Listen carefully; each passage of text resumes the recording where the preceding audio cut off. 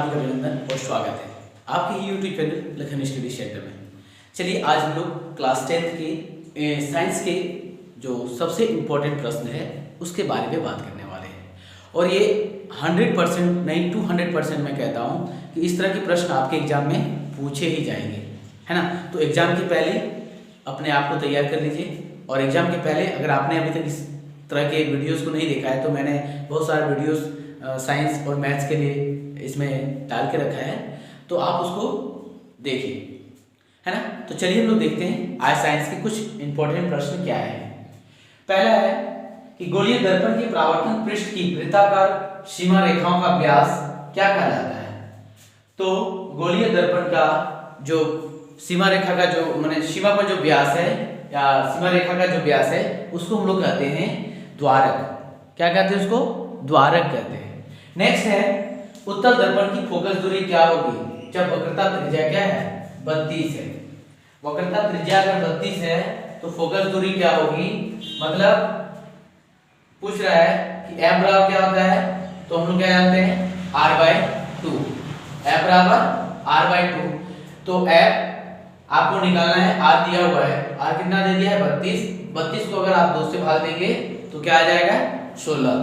इसी तरह अगर आपको पूछ दिया गया है कि वक्रता त्रिज्या कुछ भी दिया हुआ है ना, तो फोकस दूरी निकालिए।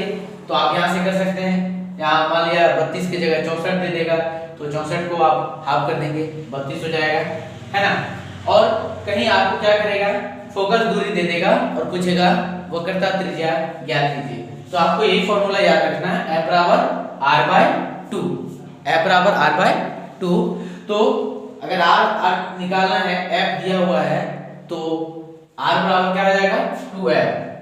क्या आ जाएगा 2f। मतलब जितना भी फोकस दूरी दिया है उसको आप 2 से मल्टीप्लाई कर दीजिए तो वक्रता त्रिज्या आपकी निकल के आएगी, है ना।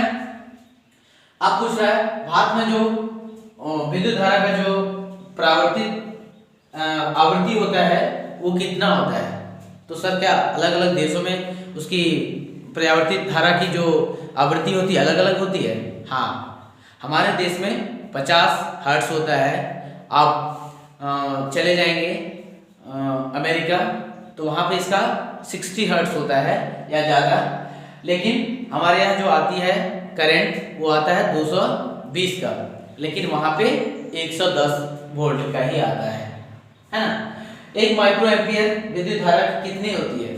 तो हम लोग 10⁻⁻6 एम्पियर कहते हैं इसको, 10⁻⁻6 एम्पियर। ठीक है। नेक्स्ट है घरेलू विद्युत परिपथ में उदासीन तार का रंग कैसा होता है।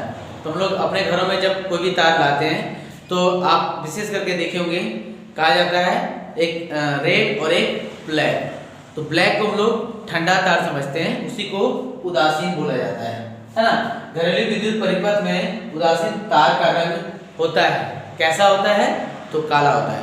एक हम लोग कहते हैं पॉजिटिव और एक को नेगेटिव कहते हैं। पॉजिटिव हमेशा रेड कलर में हम लोग कंसीडर करते हैं प्लस वाले को, और माइनस वाले को काला में, है ना। नौरारा नाभिकीय विद्युत संयंत्र किस राज्य में स्थित है?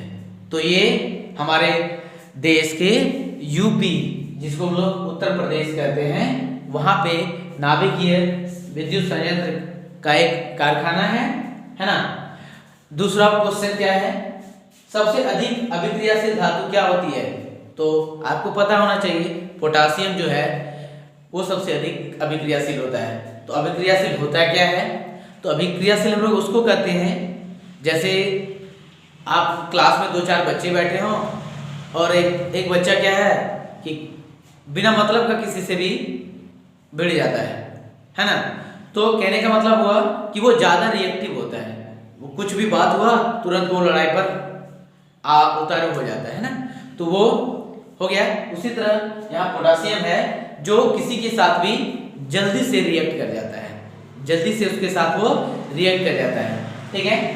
नेक्स्ट है सबसे कम अभिक्रियाशील धातु क्या होती है? तो सोना होता है। सबसे कम अभिक्रियाशील क्या होता है? तो सोना होता है। और सबसे अधिक क्या होता है? तो पोटासियम, है ना। भुजा हुआ चूना का रासायनिक सूत्र क्या होता है?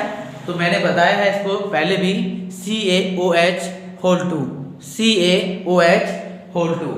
अब बोला जाए नेक्स्ट क्वेश्चन है ऑक्सैलिक अम्ल का प्राकृतिक स्रोत क्या है ना, टमाटर।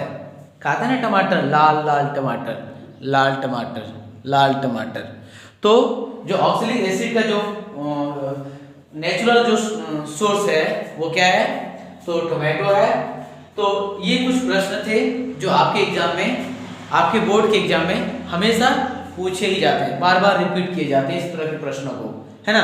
तो अगर आपने अभी तक नहीं देखा है तो मैंने प्लेलिस्ट बनाया हुआ है क्लास 10 के विज्ञान के लिए, तो आप उसमें जाके देखें, है ना। और अगर आपने अभी चैनल को सब्सक्राइब नहीं किया है तो चैनल को सब्सक्राइब कीजिए, अपने दोस्तों को अधिक से अधिक शेयर कीजिए, है ना। मैं आपको दावे के साथ कह सकता हूँ कि ये जो प्रश्न है ये 200% है, आपके एग्जाम में पूछे जाएंगे और पूछे ही जाते हैं इस तरह के प्रश्न, है ना। तो इसीलिए अगर आपने अभी तक इसको नहीं देखा है तो आप देखिए। होप सो कि आपको ये सेशन अच्छा लगा होगा। चलिए हम लोग फिर मिलेंगे नेक्स्ट वीडियो में, तब तक के लिए जय हिंद जय भारत।